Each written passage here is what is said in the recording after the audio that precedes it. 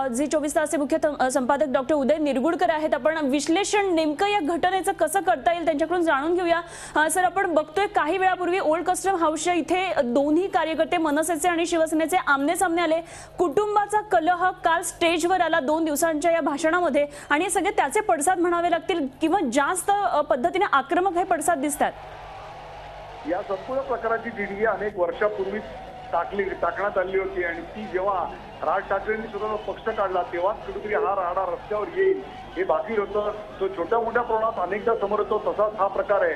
परंतु याला तात्कालिक कारण जे घडतंय ते सुद्धा असं आहे की काही दिवसापूर्वी गडकरी आणि ठाकरे यांची जी भेट झाली त्याच्यानंतर भारतीय जनता पक्ष आणि मनसे यांच्यामध्ये अशा प्रकारचा काही छुपा समझोता झाला की काय अशा समजुतीनं सामनामधून जो आगळलेख आला त्याचा उल्लेख राज ठाकरे यांनी आपल्या भाषणात केला।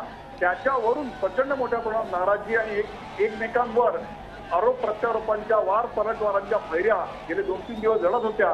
साहजिकच हे ऐकल्यानंतर मन आणि मतं कलुषित किंवा त्याहीपेक्षा सुद्धा एका बाजूने होण्याची आणि उत्तेजित होण्याची ही वेळ आहे। परंतु निवडणूक ही केवळ उत्तेजने किंवा अशा प्रकारच्या घोषणाबाजीवर चालत नसते, त्याला काही ठोस मुद्द्यांचा आधार असावा लागतो। अशा प्रकारे महाराष्ट्रामध्ये विशेषतः मुंबईमध्ये निवडणुकीच्या फॉर्म भरतानाच जर हिंसेचं गालबोट लागत असेल तर पुढच्या 20-22 दिवसात हा प्रकार कुठे जाईल याची प्रशासनानं अत्यंत गंभीर आणि कठोर दखल घेणं अत्यंत गरजेचं आहे असं मला वाटतं। खरे आणि सर, आता जर दिनेश दुखंडे आपले प्रतिनिधी आपल्याबरोबर तिथली अगदी माहिती कळवतात, आपल्याला अपडेट्स आहेत क्षणाक्षणाची ते देत आहेत। आतापर्यंत सोडा वॉटरच्या बॉटल्स, दगडफेक हे सगळं कार्यकर्त्यांच्या बरोबर होतं।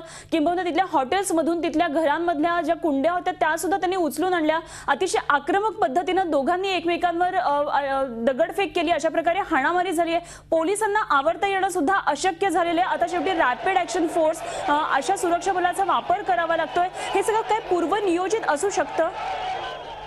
हे पूर्वनियोजित असू शकतं किंवा नाही यापेक्षा सुद्धा अशा प्रकारच्या गोष्टी वारंवार जर यापुढे होणार असतील तर त्याची कल्पना याआधी पोलिसांना यायला हवी होती।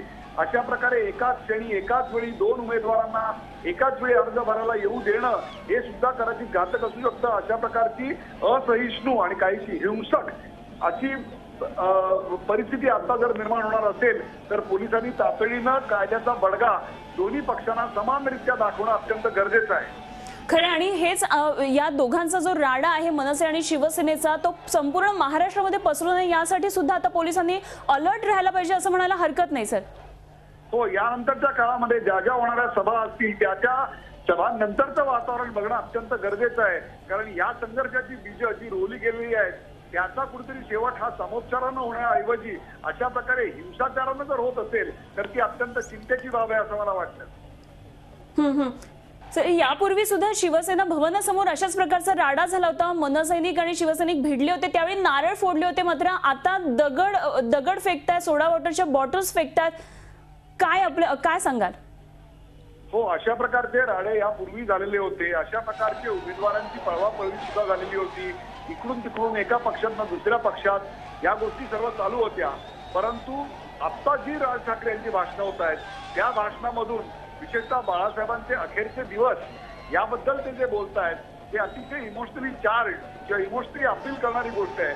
तर माझ्याकडून या प्रकरणाला मी पूर्णविराम दिलेला आहे असं उद्धव ठाकरेंनी सांगितलेलं आहे। तर 21 तारखेपर्यंत या प्रकरणाला मी बोलतच राहीन असं राज ठाकरे काल म्हणाले। या सगळ्यात महत्वाचा मुद्दा असा आहे की नेमका कोणासाठी आपण लढतोय, नेमका कोणाचा प्रचार करतोय, या लोकसभा निवडणुकीतले नेमके मुद्दे काय आहेत, त्या लोकसभा मतदारसंघातले मुद्दे येत आहेत का, हा खरा सवाल आहे। परंतु भावनेच्या एका गोष्टीवर अशा प्रकारे वारंवार मराठी माणसं एकमेकाला भिडणं हे फारसं हितावह नाही। परंतु पेशवाईपासून आजपर्यंत जर आपण इतिहास पाहिला तर महाराष्ट्राच्या इतिहासात तेच घडत आलंय आणि आज दुर्दैवाने लोकशाहीच्या रणांगणात, लोकशाहीच्या महाभारतात हे पुन्हा आपल्याला दिसतंय। प्रथम भाऊ यांचं वाघयुद्ध हे स्टेजवरून चालू होतं, आता कार्यकर्त्यांची मुठी एकमेकाला वळलेले आहेत, एकमेकाचे हात एकमेकाला भिडलेले आहेत, एकमेकाची शरीर एकमेकाला भिडतायत, खुन्नस वाढत चालली आहे। ही गोष्ट महाराष्ट्राच्या दृष्टीनं अत्यंत घातक आहे आणि हा प्रकार तातडीनं पोलिसांनी आणि दोन्ही पक्षाच्या प्रमुखांनी तातडीनं थांबवला पाहिजे. खरंय. आणि सर यावरूनच एक आणखी आठवतंय, राज ठाकरे म्हटले होते मराठी माणसाची डोकी फोडण्यासाठी किंवा त्यांचं रक्त काढण्यासाठी मी पक्ष काढत नाहीये. आपण आता दिनेश दुखंडे आपले प्रतिनिधींनी सांगितल्याप्रमाणे ऐकलं, अनेक कार्यकर्ते जखमी झाले, त्याच्यात शिवसैनिक पण आहेत, मनसैनिक पण आहेत. काय म्हणायचं राज ठाकरेंच्या या वक्तव्याबाबत आणि आता जे काही घडतंय त्याबाबत? निवडणुकीचा एक ज्वर असतो, निवडणुकीचा एक जोश असतो. तो जोश जसा निवडणूक जवळ येते, मतदान जवळ येतं, तसं वाढत जात असतो. त्यावेळी मनं आणि मतं ही अतिशय पोलराईज झालेली असतात. हाच तो काळ असतो जेव्हा नेत्यांनी आपल्या कार्यकर्त्यांना संयमित राहण्याचा सल्ला दिला पाहिजे आणि तो संयमित राहण्याचा सल्ला शेवटपर्यंत पोहोचलाय की नाही हेही बघणं तितकंच गरजेचं असतं. आता जी दृश्य आपण समोर बघतोय आणि जे वर्णन आपण आपल्या प्रतिनिधींकडनं दिनेश दुखंडेंकडनं ऐकतोय ते काही फारसं सामोपचारानं हे प्रकरण झालेलं आहे असं काही वाटत नाहीये. याच्यातला जो हिंसाचार आहे तो अत्यंत निंद्य आहे असं माझं मत आहे. अगदी खरंय. आपण पुन्हा एकदा प्रेक्षकांना ही बातमी सांगूया नेमकी काय आहे. ओल्ड कस्टम हाऊस मुंबईतलं, जिथे आता अरविंद सावंत आपला उमेदवारी अर्ज भरण्यासाठी आलेले आहे. शिवसेनेचे लोकसभेचे उमेदवार आहेत.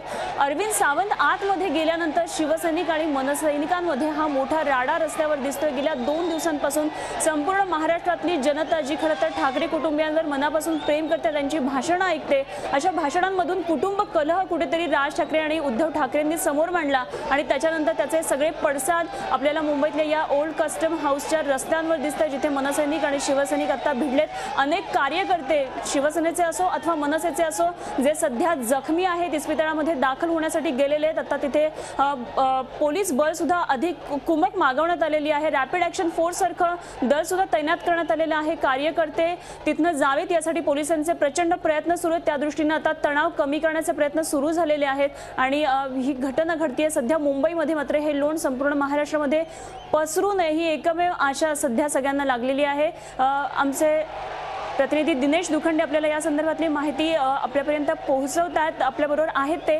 मात्र आणखी विश्लेषणासाठी मुख्य संपादक झी24 तासचे डॉक्टर उदय निरगुडकर आपल्याबरोबर होते. सर धन्यवाद केलेल्या सगळ्या विश्लेषणाबद्दल. झी24 तास रहा एक पाऊल पुढे.